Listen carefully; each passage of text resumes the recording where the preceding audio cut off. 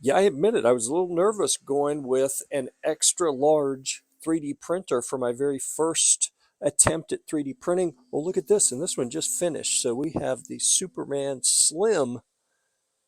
This is a cookie cutter, and it's one of my first attempts to print something a little bit larger using the Orca slicer instead of the Elegoo Cura slicer that comes with it.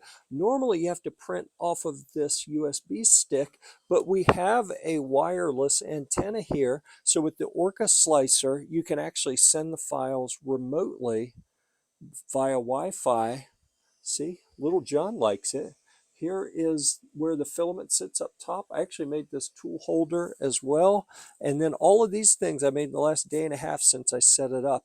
I've had a couple failed attempts. Most of this is just the surrounds that it would print. I can't remember what it's called. It's not a raft. I don't remember. Anyhow, I printed this Batman bust for one of my kids, a whole bunch of cookie cutters here. This is a planter. This file actually comes on that USB drive. You can print that.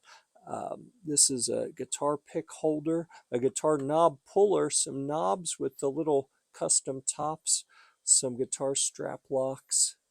And there again, this is the only real failure that I've had for something that printed. And the way it was sliced, it just left some bits out. So I redid that, and that looks so much better now.